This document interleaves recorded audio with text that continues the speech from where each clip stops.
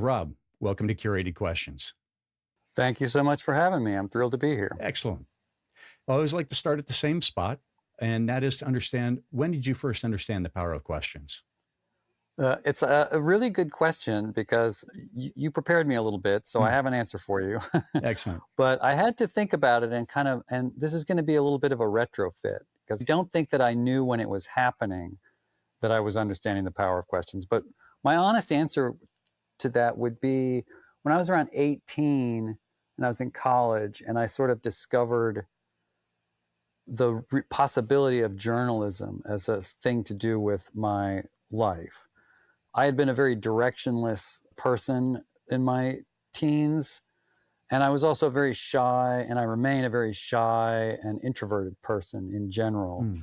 But I was curious about many things, and I found that journalism offered me this framework for both dealing with the world like a normal person and satisfying this bottomless curiosity that I had about how things worked and what other people did with their lives and stuff like that. And the main thing it gives you is this permission to ask questions. That's the whole framework. Is you don't have to talk about yourself as a journalist. You don't have to talk about yourself. Nobody cares about you. You're anonymous. You're there to learn on behalf of the reader by asking questions of someone who's worth talking to. An artist, a professor, a lawyer, anything. Um, so, like I said, I wouldn't say that at the time that I was 18, I was like, aha, the power of questions. But when I contemplate your inquiry, that's where I land. And that completely transformed my life. I always say my luckiest break was just being so young. 18 is pretty young to sort of have that sense of, oh, this is it. This is what I'm going to do. Hmm. I'm going to be a writer, and I'm going to be the kind of writer who asks questions. And most of my career has been journalism. And now what I'm doing with the newsletter isn't quite journalism, but it's sort of informed opinion writing, advice. I don't know what to call it. I'm doing my own thing. I'm old enough now where I can kind of do my own thing. Nice. But yeah, whatever I'm doing now, I'm still within that framework of it's about my curiosity guiding me through different situations and trying to learn new things and then trying to communicate those things with other people. It's the same job I've been doing since I was 18. Hmm. So that curiosity that you had, then you knew that you had it. Because otherwise, or that I'm making an assumption there, but is that right, that you knew that you were like legitimately curious? Yeah, again, I don't know that I had that language that I would have said. I Mhm. just knew that there was so much I didn't understand and wanted to understand about the way people were, about how the world worked. Yeah, so I'm not sure that I would have put the word curiosity on it. Mhm. I probably wouldn't have objected to the word if you'd come to me with it, but I knew that there was something different about the way that I looked at things and that I was always asking questions that were a little bit off in schoolroom settings. And I like the word askew. I kind of looked at the world a little bit askew, Mm. and I was a little bit alien and off to one side. Like I said, very shy and introverted, so more of an observer than a actor in some ways.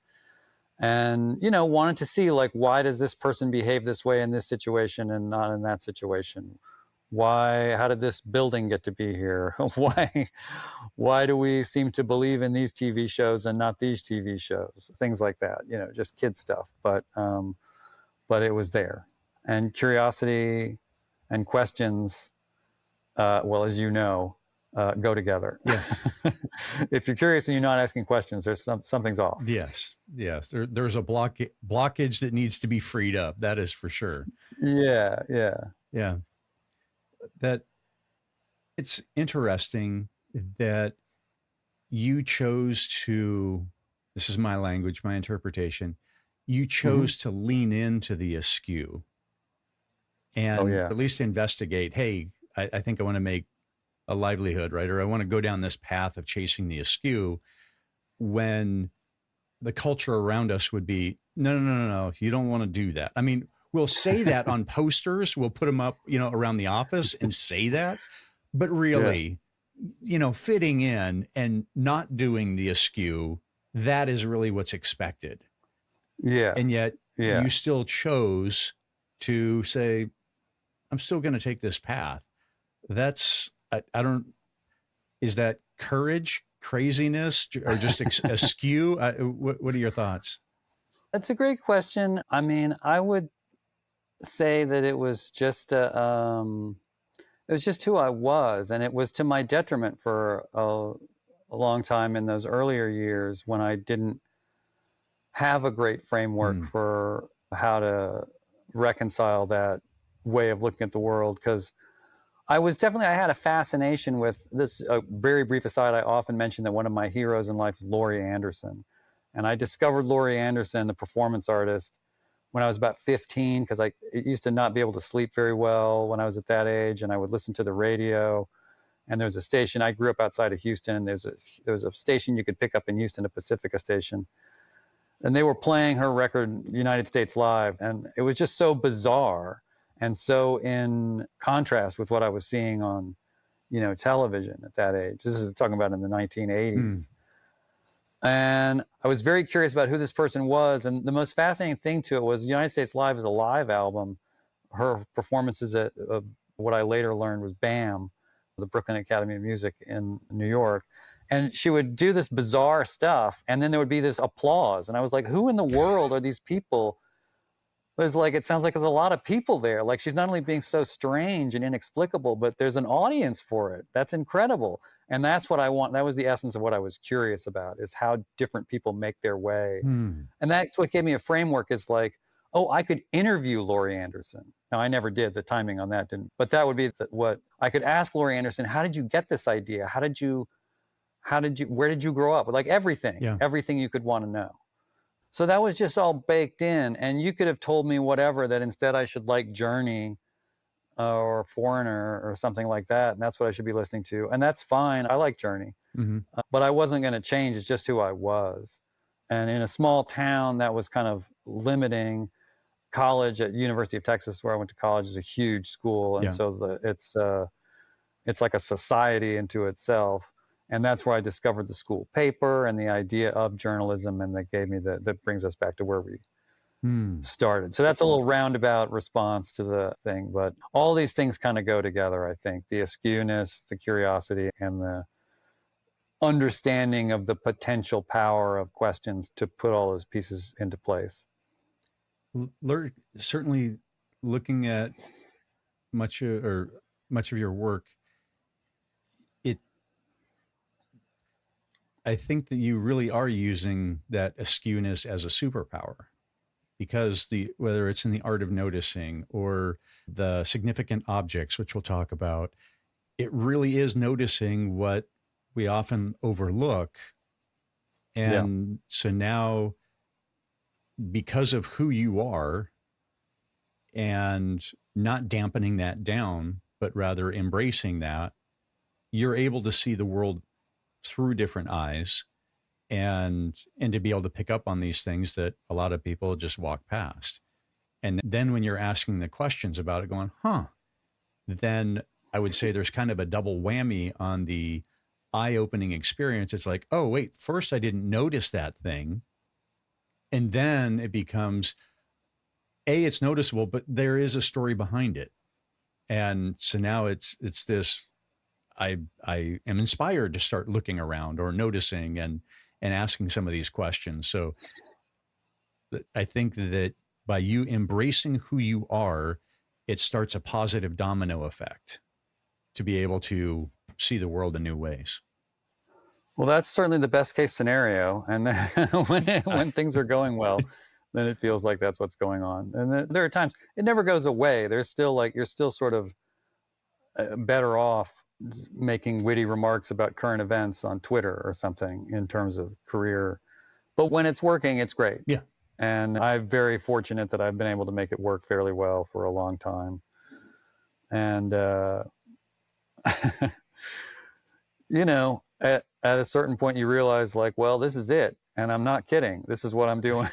I'm going to do it for as long as I can get away with it. as the decade clicker clicks up, you're like, okay, I guess I am doing this, and I'm probably not going to play That's in the right. NFL. So, okay, That's yes, right. That's right. That's right. I'm That's convinced right. this is the That's right. direction I'm going. That's right. The Carnegie Hall scenario looking less likely. So, well, that's okay. That's okay. Sure, sure. I know that you live in the New Orleans area, right? Yeah, in New Orleans. In New Orleans? How do you think that the that area, so you can make that region as big as you want to in your mind as we talk through this, how do you think that that region kind of inspires questions? Oh, well, that's interesting. So many questions about New Orleans. It's an inexplicable place, which is part of what's interesting about it. My first book was actually called Letters from New Orleans, and it was partly about New Orleans has a culture of masks, of things are always not what they appear to be. Mm. And so that's a question that raises a lot of questions about, and it brings up some interesting things about sometimes the masked self.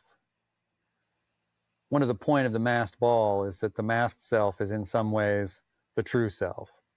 Sounds contradictory, but Mm. how masks allow us to behave in uninhibited ways, more or less.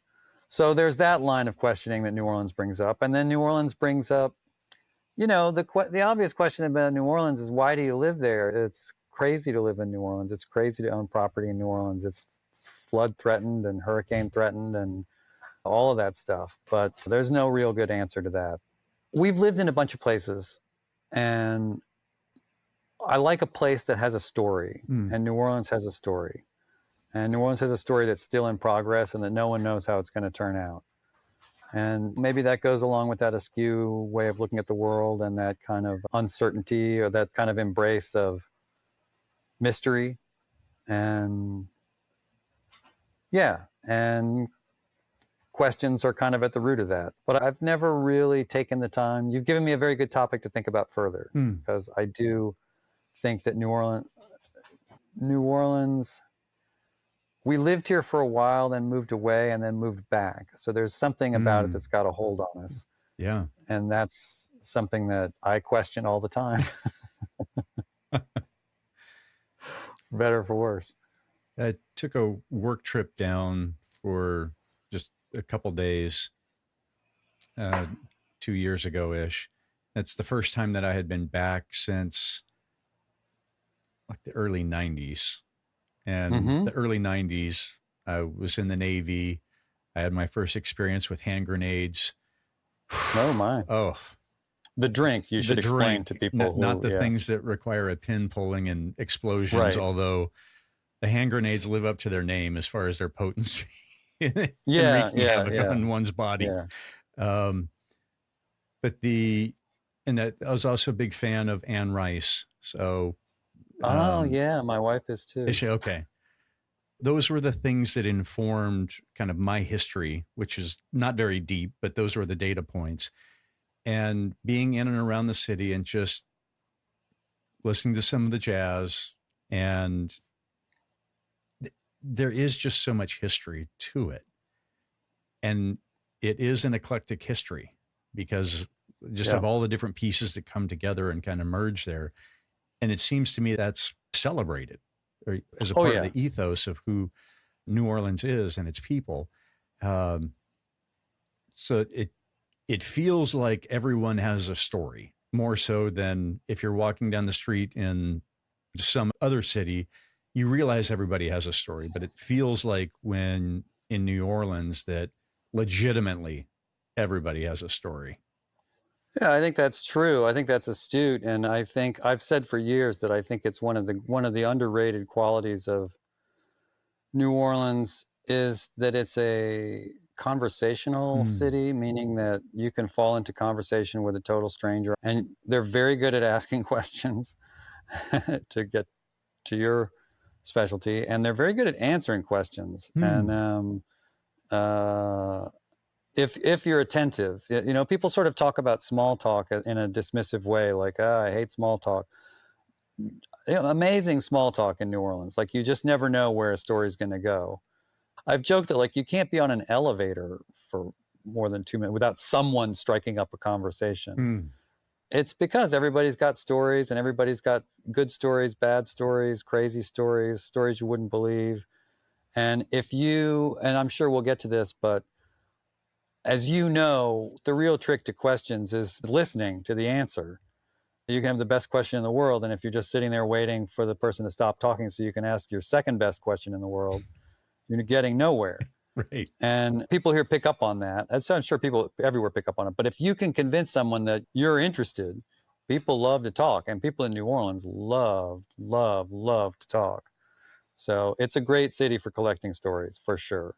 I never feel bad about having to take an Uber to the airport because I know 9 times out of 10 I'll have a memorable conversation out of it.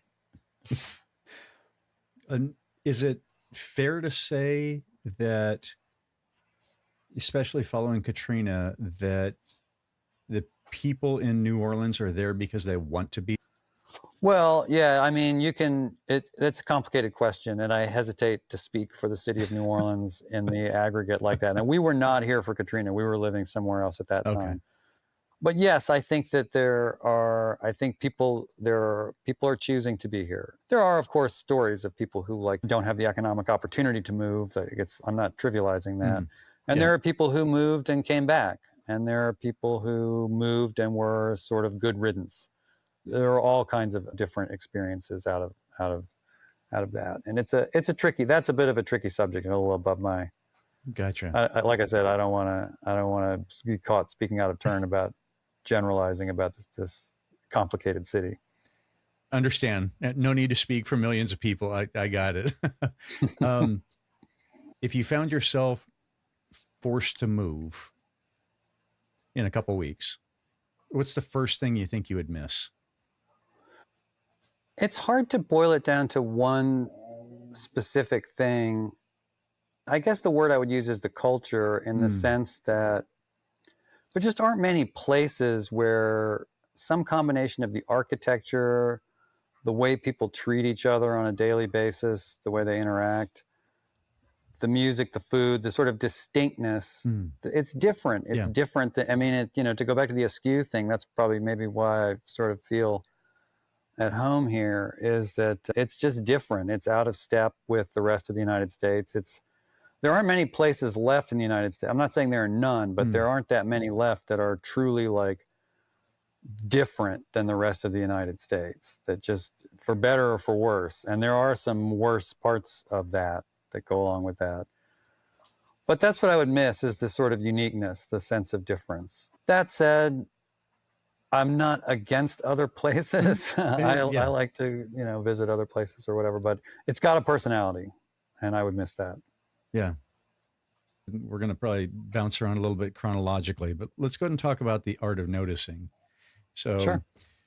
my quick story on that is I did a walk through DC, and it was your book I had read, or I got it prior to, because it intrigued me. But then the concepts in it really helped me along the walk, Oh because yeah. I've got questions about the grout lines in the rock or in the stone walls all around DC. I still Hmm. haven't talked to a stonemason to understand this, but in most of the old walls in front of the various homes, you've got the rocks and you got the concrete, but then there's this little white bead running in between. And it's like all over in all parts of the city. So clearly, back in the 40s, 30s, whatever it was, this was a thing. And I'm like, Hmm. I don't understand. So take that one. And then there was another time where, because this was a project where I was walking every street and alley. So I'd have to walk through an alley, and it's kind of a T shape. So then you'd walk in one way and then have to loop around and catch the other smaller piece on the other side. And DC had done as a fundraiser these large concrete pandas that were like 4 feet tall, and various artists would paint them. And then they had a theme and all this kind of thing. I was walking one way down the alley and didn't see one of these super colorful 4 foot tall concrete pandas. And then when I came back the other way, and I had walked right by it, and I was Oh my like, God. I didn't see it. Yeah. I'm like, how do I not see it? And that little story is just indicative of, as I was walking, I was trying to pay attention as much as I possibly could. And even for all the things that I did notice, I know that there were 10,000 things that I didn't notice. And so Yeah. it was still a little bit of a struggle, because I'm like, I know that there's a million stories that I'm missing as I'm going by. Yeah. Yeah. Yeah. Yeah. Yeah. Well, I hope you didn't beat yourself up about that, because it's, that's just part of dealing with you know, do you have a theory as to why? Were you looking at something else, or were you lost in your head? I don't know at the time, but You weren't looking at your phone, though, well, there is a because that's the number chance, one right? thing. Yeah. So I wasn't looking at it for social media. I might Right. have been looking at it at the map, because I was Directions. doing Right. I was had with the Strava app up and tracking the GPS, Yes. and Yes. Yes. did I Yes. get Yes. this and all that stuff. So there's a Yeah. chance. And yet I'm not willing to let myself off the hook on this particular one, because it's a 4 foot tall Because it concrete was so. panda, all Yeah. I get painted it. in I get it. I brilliant get it. colors. I get it. Um, I get and so it. I'm willing to extend myself grace, but not on this particular stretch of alleyway. Well, yeah. Yeah. Yeah. Well, I don't have a story quite like that, but I think that's kind of that general sense of like, what am I missing, is part of, for a question to ask yourself, Yeah. is part of what set me on the journey that led to the Art of Noticing book. But you used a phrase earlier, overlooked, I guess. And that was a seminal idea for me around the book, because I started teaching. The book sort of came partly about that. And I was interested in, I don't have a student story that's quite like yours, but I did have the sense that a lot of them were missing things because of some combination of technology and of a kind of cultural pressure to do what you were saying also earlier, which is to be paying attention to what everyone else is paying attention to. Yeah. And I came to strongly believe that that's a disastrous strategy for a creative person, and really for any person, whether you're in the arts or business or whatever. If all you do is pay attention to what everyone else is paying attention to, then by definition, you're not likely to innovate anything or create anything very original or different or surprising. So that became kind of a core message of the teaching, and that helped inform the book. I can't say that the two things were one to one, but the book, I should just briefly explain, was in the works for a long time. And for a long time, it was very much a traditional kind of book about the problem of why we find, the war on, so what's now called the attention economy. Yeah. So I was writing about that. And then I envisioned having this short section at the end of like, here are some tips. Here are some actions you can take in your life. And I realized finally that those actions and tips at the end, that was the only thing I was really interested in. So I flipped it over and it became a book with a short introduction about the problem. Because we all have a story like yours where it sort of made you think, what am I missing? You don't really need me to step into your life and lecture you about that. You've got it, whether it's your phone, whether it's ruminating, whether it's just looking at the flashing lights that are define society now. Right. That there's stuff you might be missing, and that it's worth making the effort from time to time to do something about that. Sorry, I don't know that I'm answering your last question, really, but I just went on. It works. Because it's also just filling in the backstory, right? So yeah. So beautiful thing. Yeah. Yeah. As you were working on the book and just coming up with the different ways of noticing, what was the impact that it was having on you as you were going through that process, or that developmental process of kind of heightening your awareness and noticing muscle, if you will? Yeah, I think that it had the effect you would expect. And I found it was it kind of kept me going, which was Hmm. the effect of like something simple like, okay, this week I'm going to really bear down on paying attention to the moon. I used to do talks where I would ask the audience, anybody here know what phase the moon is Hmm. in? And hardly anyone knows unless they look it up on their phone. And clearly there was a time when every human type creature on the planet knew what phase the moon was in Right. because there wasn't that much else to look at. So, but I found that doing things like that had some kind of, I'm not going to make any aggressive claims about it. It just made me feel better. It made me feel like I was having moments of clarity. I was noticing things. I tell the story in the book of one of the seminal experiences was I took a trip to San Francisco and gave myself a noticing assignment because I had been to San Francisco before.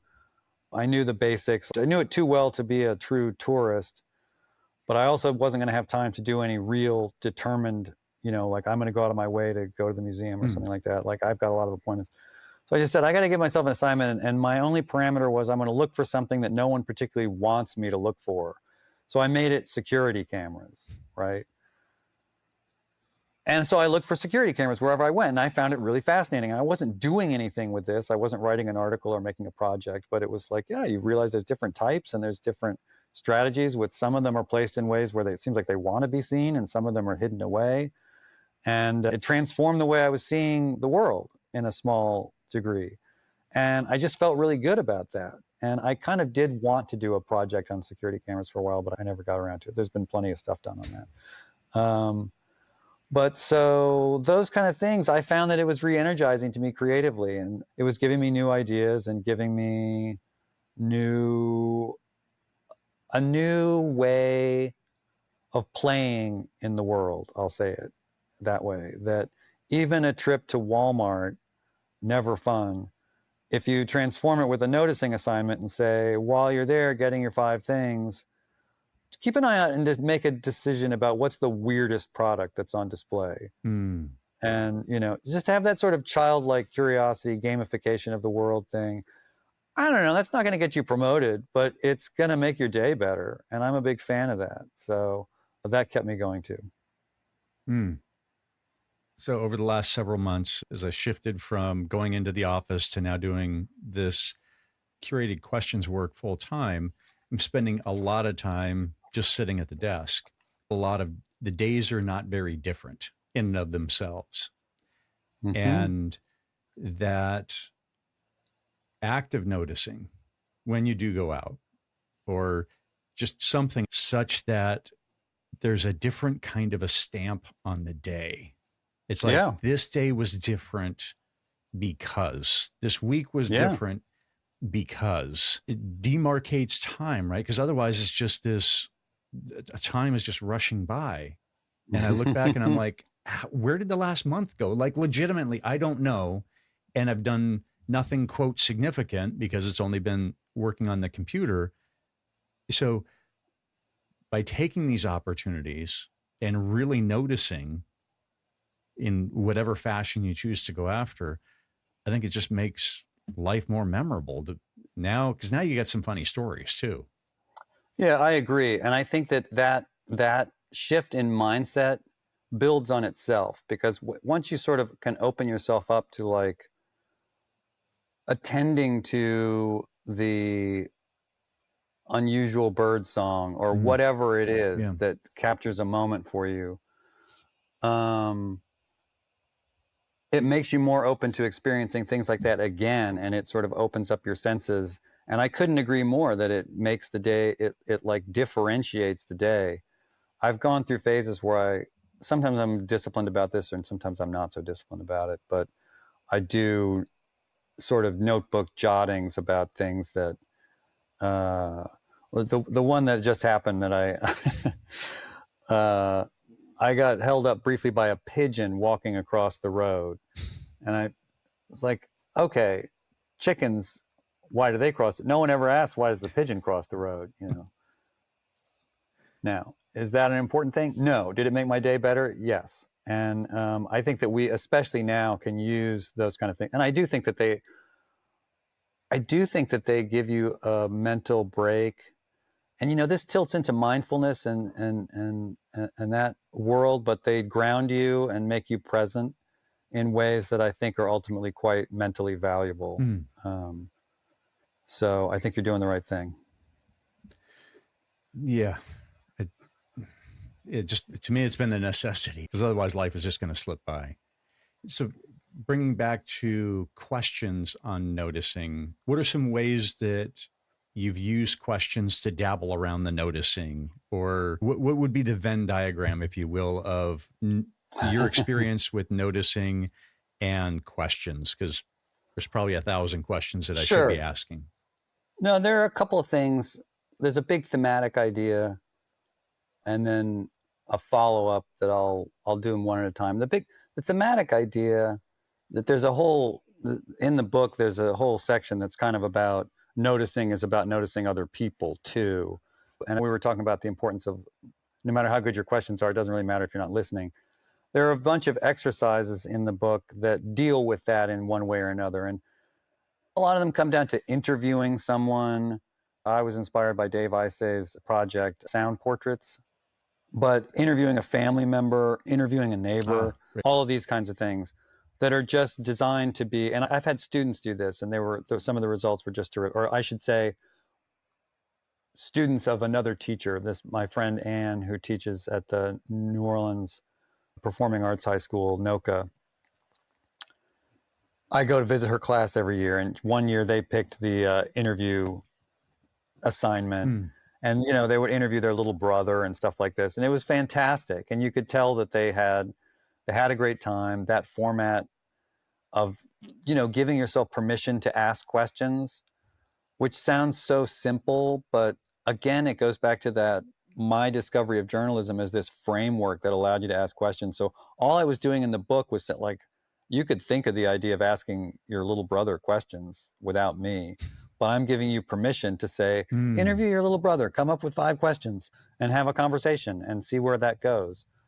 So I'm a big believer that habit, again, speaking from the point of view of someone who's very introverted and shy, getting used to that makes it easier to do that in improvised situations where you're just going through life, and you can ask the cashier or just another person on the elevator a question, and create a moment that is analogous to the kind of moments that you're talking about going through your daily life, interacting with nature or sound or something like that. You can have moments like that with other people where you just have a brief, sharing some observation about a rainbow or something like that, whatever it is. And it's quite powerful. The second thing that came about, as you know, to promote the book, I started a newsletter, which has taken on a life of its own. It's also called The Art of Noticing. And more people read the newsletter than have ever read the book, I'm quite sure. But organically, in that context, we started experimenting with, and in this case, when I say we, I really do mean we, because I mean me and the readers, started experimenting with the concept of icebreakers. And they contribute weird icebreakers that I don't know if anyone would ever use these, but these things like, if you had to only be able to use 3 condiments for the rest of your life, what would they be?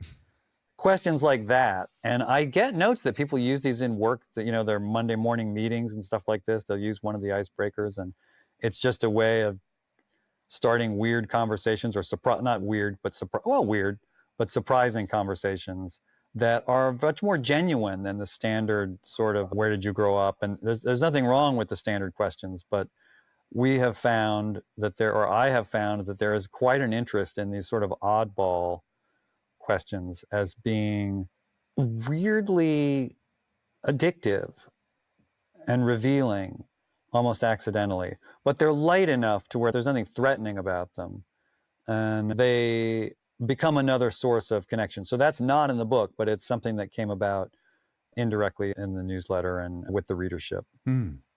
I did enjoy reading through your icebreakers. There was lots of fun questions in there.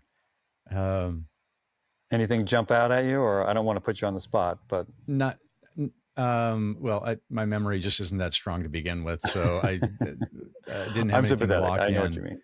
But I chuckled a lot as I was going through, and I think whether it's the book or the icebreaker for those folks that are a little bit, whether it's introverted or just not going to necessarily be forward leaning in asking questions, even if they've got the curiosity, but by virtue of pointing to an external source and saying, oh, I'm doing this project, or I read in this book and now I'm doing this thing, where this week I'm doing this thing, right? Right. Now it gives additional Structure. courage to say, I wouldn't do this on my own, but because I'm doing this crazy project, I'm the one that agreed to do the crazy project.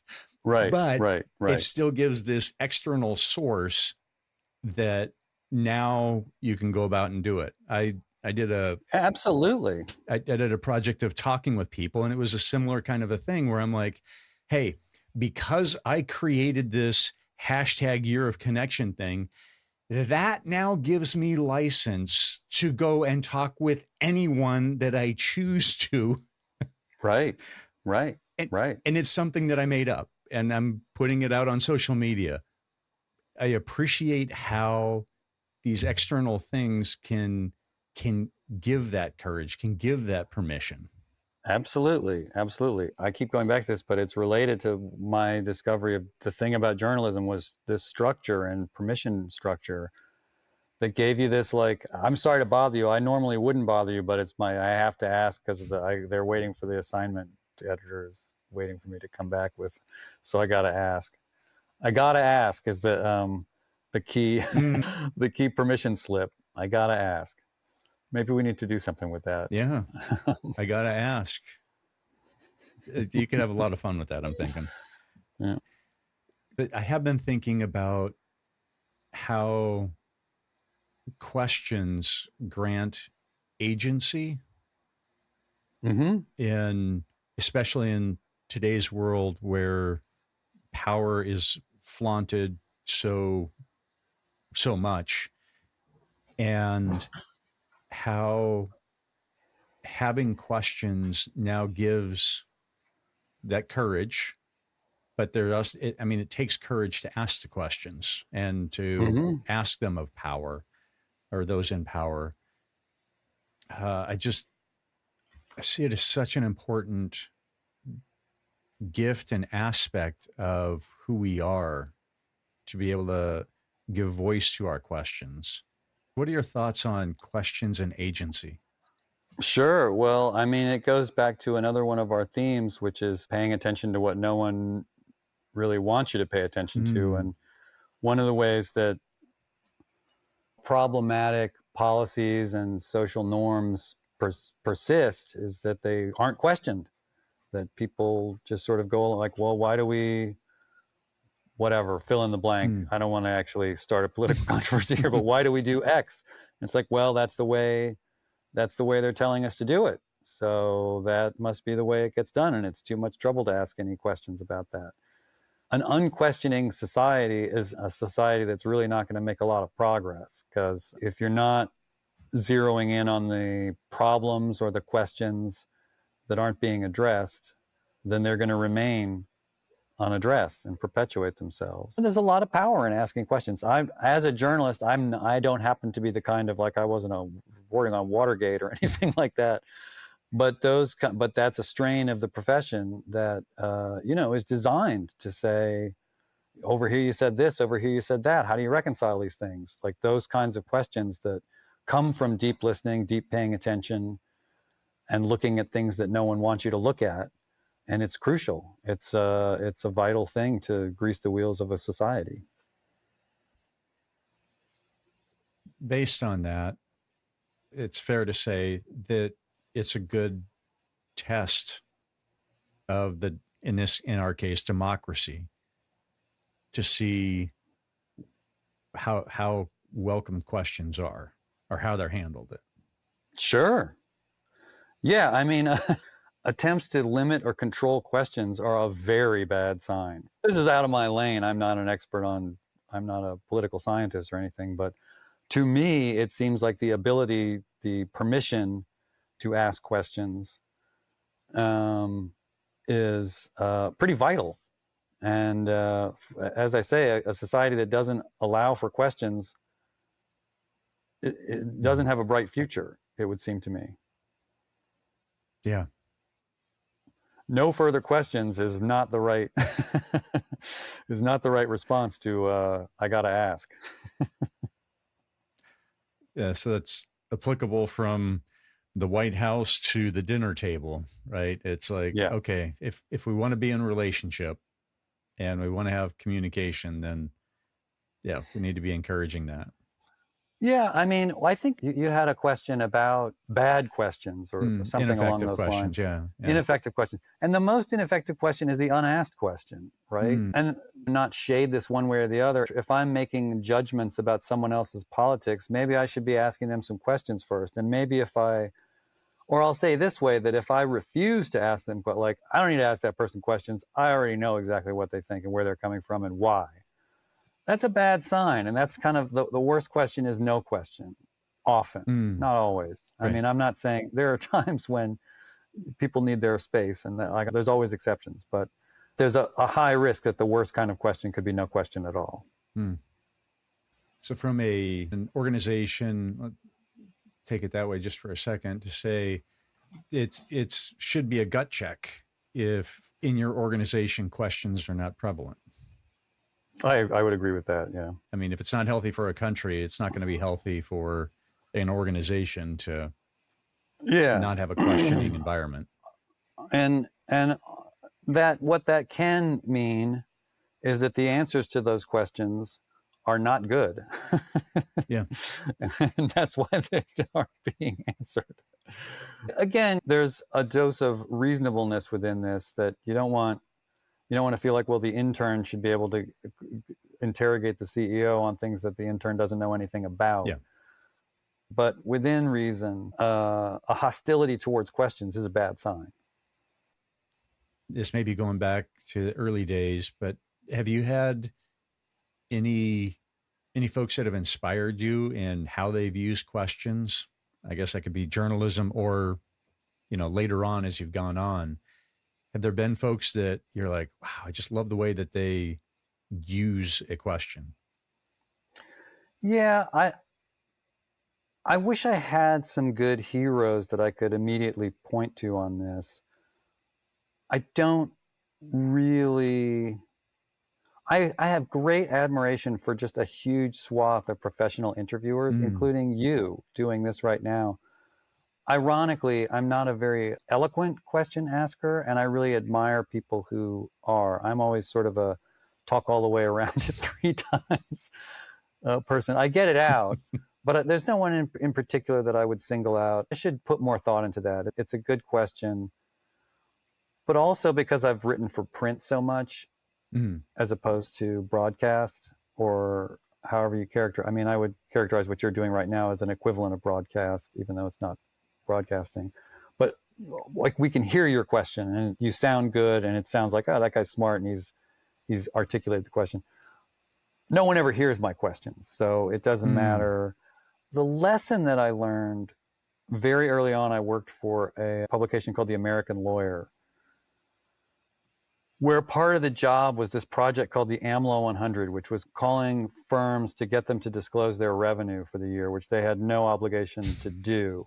So you would call partners and you would just go through, there was this book called Martindale-Hubbell that was like the directory of, and you would just call lawyer after lawyer and say, I'm the American Lawyer, I'm doing the AMLO 100. And they knew what the AMLO 100 was, and most of them would hang up on you.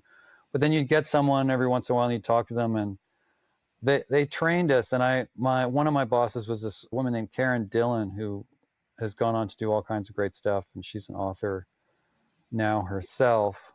And she was the one who taught me a lot of things about listening in conversations, and giving the person room to answer, staying quiet while you're asking a question. That's the most formal question asking training that I ever had. And it was to deal with the very specific challenges of interviewing. Law firms are funny businesses because they're partnerships, they're limited liability partnerships in general. So if you have 100 partners, they're all in theory equal. So they all have the ability, they can make their own decision about whether they're going to talk to the press. So that's what you're gambling on, Mm. is that out of those hundreds, someone will have the ego or whatever motivation to talk to you, and they can just do it. But you have to court them in a weird way. So I don't know that I ever used that exact skill. Most of what I'm asking when I'm asking questions is, can you explain this to me? I'm not like sort of trying to ferret out secret information. I'm trying to understand how things work. And mostly people are happy to talk about that.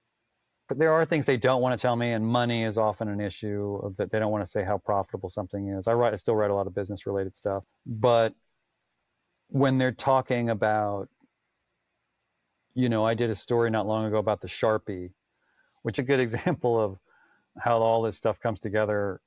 I did a story for Fast Company about the Sharpie, which is, I would call, a stealth icon brand, in that no one really sits around and thinks about the Sharpie as like a great brand, but you know what a Sharpie You is. do. You didn't interrupt me and say, Sharpie, what's that? Everyone knows what it is. This got started when Starbucks announced they were bringing back Sharpies. I guess they write your name on your cup. I'm not a Starbucks guy. Yep. But somehow the Sharpie made it more authentic. And it's interesting to think that the Sharpie brand was getting more out of this than the Starbucks brand was. So when I was interviewing people at Sharpie, I was like, well, what's the history, and where did it come from, and how has the design changed, and when did you go through different business models and stuff like that, to sort of dive into it. Mostly they're happy to talk to me about that kind of thing. And I love that kind of story because it is a natural curiosity thing. And it is sort of looking at something that's overlooked, noticing something that's overlooked, and involves answering a lot of questions. I'm trying to anticipate every question a reader could have, and answer them in the clearest way possible. So then, in that example, so you're going to go and talk to the Sharpie folks. Do you come up with like 100 or 200 questions before you go? How does that work for you in your prep for that in relation to Yeah. questions? It's definitely not 100 questions, but it's a combination of try to do as much research on my own beforehand when I'm going to do a live interview with somebody. Don't be wasting time asking them stuff that you can find online. Yeah. You might want to confirm things you found online, or frequently clarify things that contradict each other that you found online. But then I'll write out 10 or 15 questions. Sometimes they'll ask you to submit questions in advance. But the truth is that those pre-written questions rarely hold up. Meaning that once you start asking, you ask the first question, and then you get something in the answer that you didn't expect. So you pursue that. And it's a conversation. And so subsequent questions get rendered irrelevant, or you just don't get to them, or you discover something. If you're really, almost always, if you're really paying attention, you're going to learn more from I know that you wrote out a lot of questions before this interview, and we're not going to get to a third of them because we're having a nice conversation. Right. So it's the same thing, except that the dynamic is a little bit different in that, someone speaking on behalf of a company, there's some complexity to that may make it difficult to have as freewheeling a conversation as you and I are having right now. Like, I'm not having to worry about whether my CEO is I don't have a CEO, so I don't have to worry about whether I'm speaking out of turn. I'm saying exactly what I want to say. And that's not always the case for that. But that's basically how it works. Gotcha.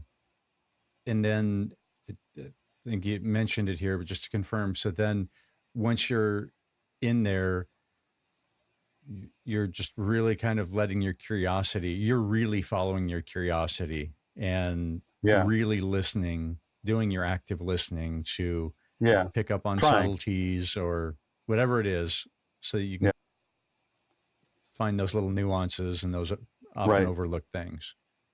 Trying to do that. I mean, still, you go over the tape and you see an answer, and something will hit you when you're looking at the transcript that it just kills you. You didn't ask the question, so that you're still a human being at the end of the day, no matter how hard you listen. Something will get you. There's always something. But sometimes, sometimes that's good, and means you have to arrange a follow-up. Sure. Sure. That'll work. Yeah. So doing a bunch of this business work, how is it that you're going about finding the stories on this? Because we talked about the askew, and then you just, as you're reading different things, you're like, huh, that's odd. And is that Yeah, where just it starts from? yeah. That's odd. That's surprising. That's counterintuitive. It's exactly what you say, is that I'm paying attention for the business related work. That is kind of news driven stuff, and it's news adjacent at least. But I'm looking for a weird angle on it that no one else would have. So sometimes that's a matter of how you interpret something. Like we wrote about the Cracker Barrel controversy, and I just made an argument that it was a great thing for Cracker Barrel because they didn't have to do the redesign. They got a lot of free publicity, and there was no boycott of them or anything. So it's a PR win. So I'm looking for things like that. The newsletter is different, where that's much more drawn from my life and the kind of the community that's formed around the newsletter. The most recent issue was about some of my readers in Vienna started a noticing group where they pick a topic like triangles and they spend 2 weeks keeping their eyes open for triangle related things. And then they meet again.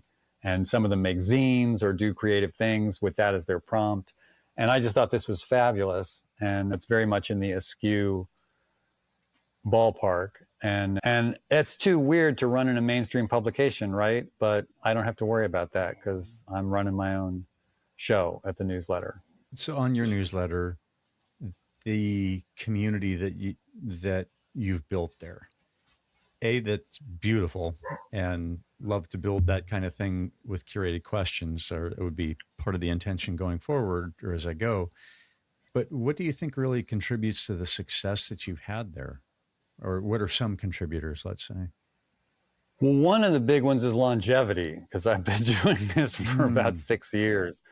And it was never planned to become anything in particular. Like I say, it was launched to promote the book, which came out in 2019. Yeah. COVID had an effect on the readership because people were losing their minds out of boredom and trappedness, and like their normal sources of stimulation were severely curtailed. So they were looking for someone who would, like, I literally had exercises having to do with looking out the window, you know. So there was an audience for that. There turned out to be an audience for this whole attention economy thing, which still to this day mostly takes the form of people delineating the problem, that our attention is being sucked up by technology or politics or whatever, and very little in the way of tactics for relief, which is what I'd still try fundamentally. And then, like anything, there's a certain amount of luck involved. I had some key endorsements. The writer named Austin Kleon was a big fan, or is a big fan, of the newsletter, and that gave it a boost. It got mentioned in some mainstream places. I don't know how much that actually helped or not. And then it has evolved in such a way that I alluded to mindfulness a minute ago. I did a series that was kind of drawn from the newsletter for an app called Waking Up. That's mindfulness and meditation related content. And that was not the world I was setting out for, but the more I stepped into it, and I was very skeptical at first that it made any sense, but that has been a great thing for me in terms of just me, not me, the creator of the Art of Noticing, but just as me as a human being trying to make sense of all this stuff. But also it has been a good thing it has brought in a different kind of reader. Now, what I do is not mindfulness in any strict sense. And sometimes that reader comes in, looks around, and leaves because I'm more interested in creativity and imagination and things like that than mindfulness meditation tends to be. But there is a lot of overlap. Yeah. So all those various things. And then lastly, I guess I would say, is I have tried to make an effort to do things like be responsive to readers, but the basic stuff, the 101 stuff, to do podcasts when you're asked. I can't always do them, but if it sounds interesting, I'll do my best to do it. That makes it sound like now I'm worried about anyone hearing this who, anyway, sometimes I can't, Right. but I'm glad I did this one. And I'll put it this way. It's very hard for me to resist when someone has a good angle, an askew angle, like let's talk about questions for an hour and a half or whatever. That sounds like, okay, let's try that. Well, this is maybe I'll learn something. This has been the secret sauce for where I'm at. So I've a couple of weeks ago crossed the 100,000 download mark, and There you so go. for a solo guy doing all of it, right? I'm not a superstar, but this is not a conversation that's had. I'm not aware of any other podcast, English speaking podcast anyway, that is specifically about the meta skill of asking questions. And so for those folks like yourself who work with questions on the regular, it's like, I don't think I've had this conversation before, or it's just not a common one. So therefore, I've been able to get some yeses that, it might have taken me longer to get to yes. Right. So that's been the saving grace of being able to get to yes. And it worked. That's how we're sitting here, because you're like, I don't think I've had that conversation before. That's kind of cool. For sure. Absolutely. I wanted to talk a little bit about your significant objects project, because I love the tie-in here to the story that we tell about our objects, and then that's now creating value. So since you've probably told the story a million times on what significant objects is, instead of me summarizing it, can you just give a summary of it, and then we can kind of dive into that? Yeah, it was based on the observation. I worked with my frequent creative collaborator, Joshua Glenn, and we had the curiosity, as it were, about objects and where their real value comes from. The traditional response would be that it comes from their marketplace value and so on, the design, the utility. And we were interested in the idea of how much story contributes to value. So we bought a bunch of cheap, meaningless objects from thrift stores and paired them with stories told by great storytellers like Meg Cabot, William Gibson, and some of the big names that we got, who would make up stories, and we would use those stories clearly labeled as fiction on eBay listings, and then we would auction them off. And I think that, I can't do this off the top of my head like I used to be able to, but I think that the average price for an item that we bought was something like $1 or $1.35, and the average sale price was $36, which is some ridiculous percentage increase that we called the significance premium brought on. Now, Josh likes to talk about this in terms of being a science project. Obviously, it's not real science. It's a fun thing, but the core point was that if you think about the stuff that's really valuable in terms of the stuff in your life, the objects in your life that are really valuable, the things that can't be replaced, it's because of some story attached to them. Your grandfather's wristwatch, your wedding ring, things like this. More so than it is your iPhone or your limited edition Nike shoes or something like that, that has high marketplace value. Now, it's different with your insurance. When you're dealing with your insurance company, then you want to stick with the stuff that has the high dollar value. But that's what that project was about. And that has become an ongoing series of projects, getting people to tell stories, true stories, not fictional. Significant Objects was a fiction project. But since then, we've launched a thing called Project Object that reappears periodically, that will tell stories, have people tell stories along themes of one of the more recent ones was Lost Objects, telling a story about an object that was meaningful to you that you lost or was stolen or that you broke or something like that. We had to get illustration. And that became this book, Lost Objects. So that's how that all came about. We're still active. We still have plans, still have new spins on the idea. It's a bottomless idea. Yeah. How do you think questions work in that realm? Well, for the launch of Significant Objects, that was 100%. Where does value in objects come from? Question mark. And doesn't it come from story? And if it does come, like I said, it's not real science, but the scientific method is a form of question asking. Here's the hypothesis. Let's put it to the test. That's a form of asking a question. And like good science, you get your answer, yes, the value increased.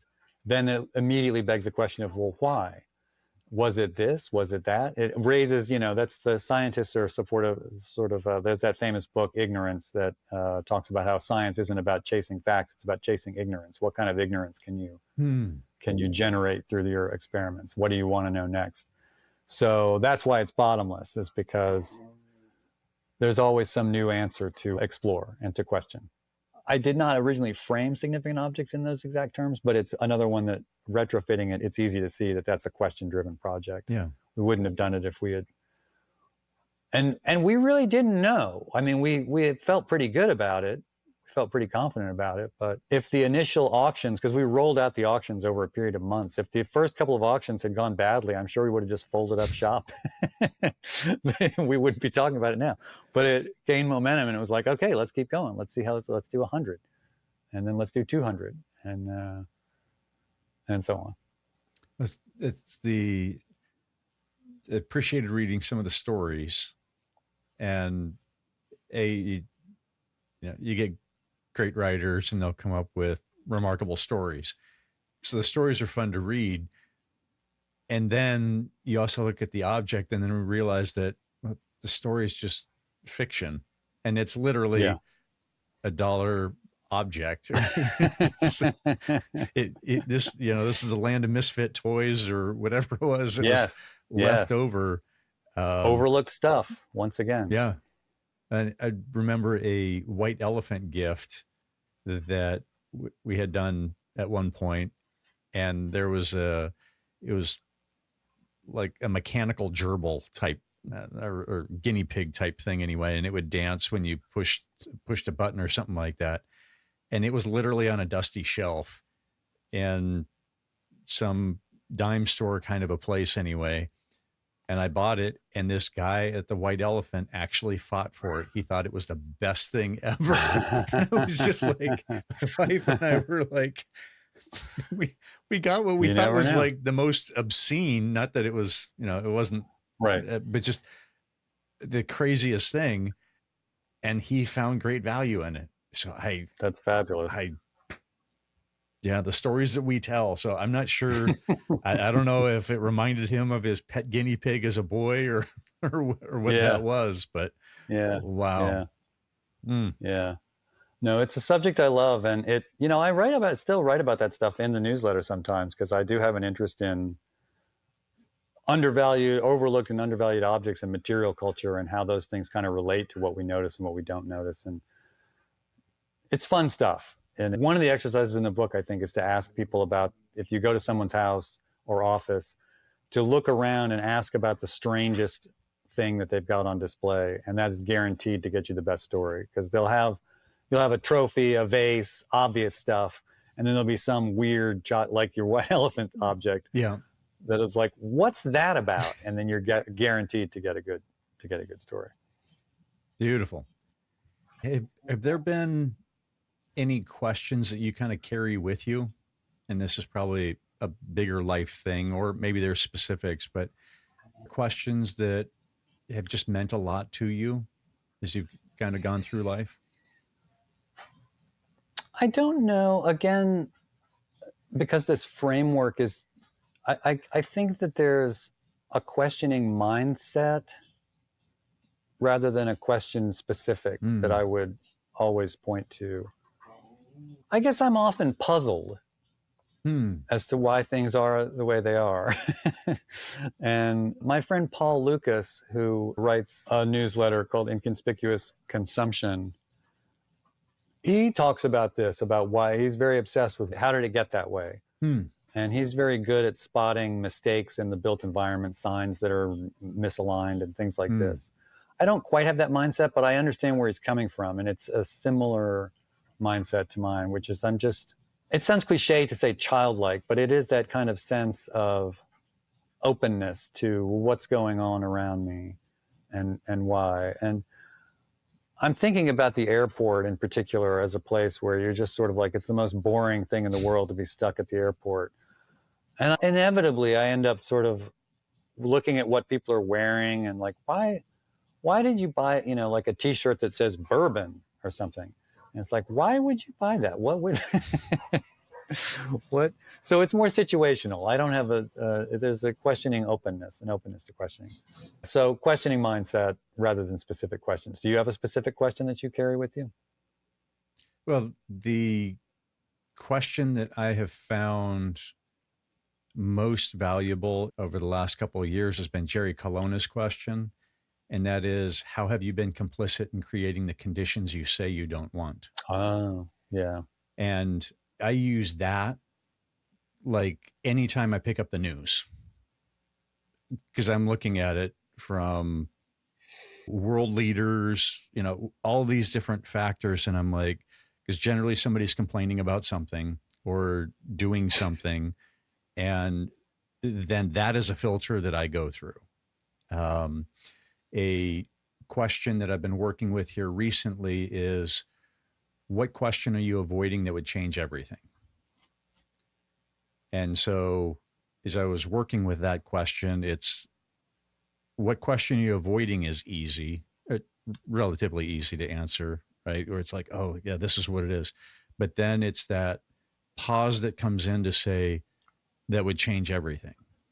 Yeah. And I'm like, okay, so now I need it functionally a 2-part question. And my brain, right? So now it's looking for what is unseen, that, I'm avoiding it, but that it would change everything if I engaged with this here. So those are 2 questions that I'm working with. And as I look back on some of the things that I've done as far as a bunch of identity shifting and upheaval and such, that question of what question are you avoiding, that would have been the precursor to many of the questions that I answered going through that journey. Is let's look at the myth of American manifest destiny and what the implications are of that. In my view of America growing up for the first 45 years, it was, we are a land of where we always do things right and just, and we are God's people, and all of these myths and things that we've believed. And I drunk deeply of that. But now I've had some practice now that I've been working with that. What question are you avoiding? And it's like, that could have been put before all of these other questions that have caused significant pain, upheaval, but I'm grateful for the journey that I've been on. So now that I work with that question a little bit, it's like, it's helping me to understand what questions might be coming next. Okay. That's good. Yeah. Yeah. And I appreciate poet David White, because he talks about the difference between the conscious and subconscious. And he posits that the subconscious is always 4 to 5 years ahead of the conscious. That's good. And so now, as the thresholds that I'm crossing or preparing to cross, it's like, oh yeah, we knew you'd be coming across this one. We've been expecting you. Yes, we have been expecting you. Come right on in. This is going to be painful potentially, but the growth and the learning that I've done, I could not be happier with this journey and the journey of becoming, if you will. Yeah. No, that's great. Are you still teaching now, or are you still going into the college? Yes, I do. It's a short class. It's a 5-week class that I do once a year at School of Visual Arts in New York. I do it in the spring, and I travel up twice. Some of it's remote and some of it's in person. But I think I've been doing it 13 years now, and the class is called Point of View. It's for a design program, Products of Design, and a graduate course. And part of what they're doing is learning to express a point of view in their work. And part of having a point of view is learning to see things that other people have missed, overlooked. That's where that theme sort of got articulated in my life first. Like I had pursued it without really thinking about it until I had to teach this class. I had to like kind of nail down what I'd been driven by all this time. Hmm. Yeah. And and in that engagement with the students and such, how are questions a part of that class, whether it's on your side or the kinds of questions and the curiosity that your current or most recent kind of crop of students or the last couple of years, what does that look like? Well, I specifically talked to them about that ignorance idea of their questions are sort of built into the process as opposed to being the starting point of the process. But whatever designs and ideas they're coming up with should raise questions.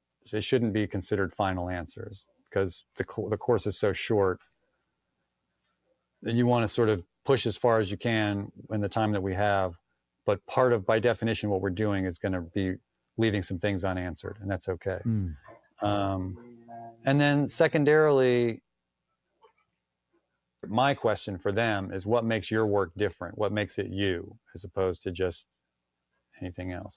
So the whole course is built around them coming up with a convincing answer to that question. And a lot of the course is critique, and critique is a process of sort of saying, why did you make that decision? Why didn't you make this other decision? So there's this sort of river of smaller questions that's flowing toward that big question of what is it that makes you different, makes you stand out, not just from these others, but from everyone, which we think is an important question. How are the students doing with questions? Is it coming easy, or what does that look like? No, it's not. It doesn't come easy. It's very uncomfortable. And, I think that the main question students often have is, what are the exact things I need to do to get the passing or whatever grade? It's a process because much of school is based on here are the answers, learn them. Right. And be in lockstep with everyone else, do what everyone else can do, have the same sets of skills that everyone else has. And especially in design is often client-driven work. You're there, you get hired by a client who wants to make screwdrivers, you make a screwdriver. That's how it works. Yep. So it's a little bit alien and uncomfortable to them to be asked like, well, okay, now I'm your client. I don't care if you make screwdrivers. I want to know what you want to make, and I want to know why. So yeah, that's not an easy conversation. Some of them take to it pretty easily. Some of them don't. That's what the class is designed to do. Appreciate that question of what do you want to do? Because I have wrestled with that a lot, and I'm midlife or beyond, Sure. a little bit beyond whatever. And it's only now that I'm starting to really wrestle with that question, because historically it was, you go get a good job, and good job means stable. So for me, that was government, and raise kids and do those things, do all of these responsible milestone things in life. And what do you actually want to do? That's a little bit too woo-woo. That may not put food on the table, so let's not even bother investigating. So I appreciate you engaging in that conversation with the students, such that they'll at least be able to look back midlife and go, there was at least one class where I wrestled with this question. Yeah. Well, I think a lot of them do appreciate, I think they're made uncomfortable by it, but they appreciate the opportunity. Eventually, they appreciate the opportunity to wrestle with it, even if it doesn't. And I tell them, they write a manifesto for the class. And I tell them, you're not locked in. I'm not going to pop up in your life 20 years from now and say, hey, you said this in your manifesto. Like, it's going to change. You're going to have life experience. The world is going to change. What you want to do is going to change. But just don't be a blank slate. And the manifesto thing, I said every manifesto ever written that was any good at all was always eventually denounced by whoever wrote it. Always, 100%. So don't worry about that. Just worry about that class is meant to be, it's challenging, but it's also shelter and an opportunity to think about that stuff, which I do think is very important for designers, maybe in particular, but through almost any creative or, creative defined as broadly as you want. Yeah. Endeavor. I would only foot stomp that whatever you write in your manifesto, it's going to change. Yeah. Yeah. Yeah. And that's okay. Right. That's And okay. specifically, We're it's just trying to, it's okay piece, right? That right. to me is magic Right. because it severs that this is the only way. Right. Yeah. And that's okay. And that's, but if you wait and say, like, or if you try to equivocate in your manifesto and write a sort of accommodating manifesto, like, you're not doing anything. You're wasting everyone's time. So just say what you think, say what you feel, get it out there, and then, adjust accordingly as time goes on, as you learn more about the world.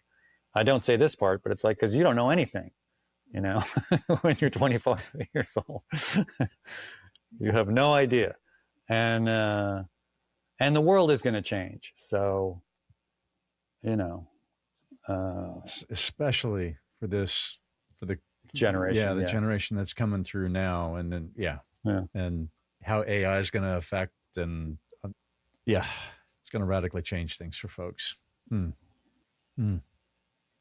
I do like to ask folks what their right now question is. So this is something beyond what's for dinner and who am I going to get married to, if that's going to happen, but it's more about to kind of come to the present moment. Cause I look at most of the other stuff that we've covered down on can be pretty much evergreen, right? Somebody can pick this up at any point, but what does it look like now? What are the questions you're wrestling with now?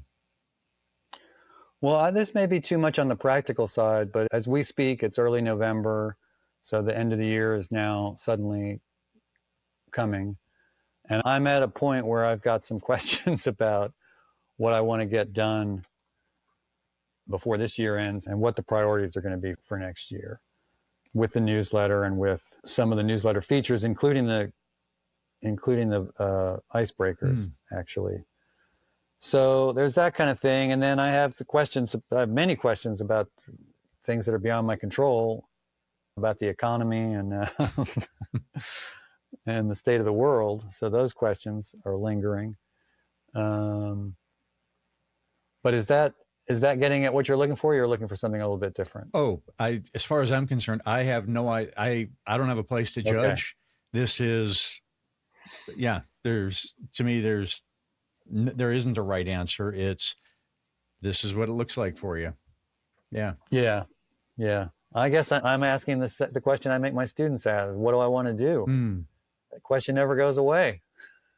I mean, that's what it comes down to.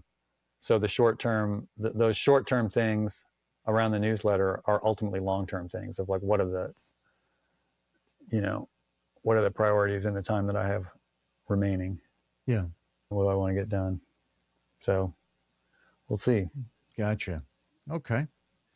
Where is the best place for folks to catch up with you or see the things that you're excited about? Well, the newsletter is the easiest one. It's robwalker.substack.com. And then my website is robwalker.net, N-E-T, which has links to everything we talked about. The significant object stuff is there. The newsletter links out there. The noticing book is there. All the other weird things that we didn't get to.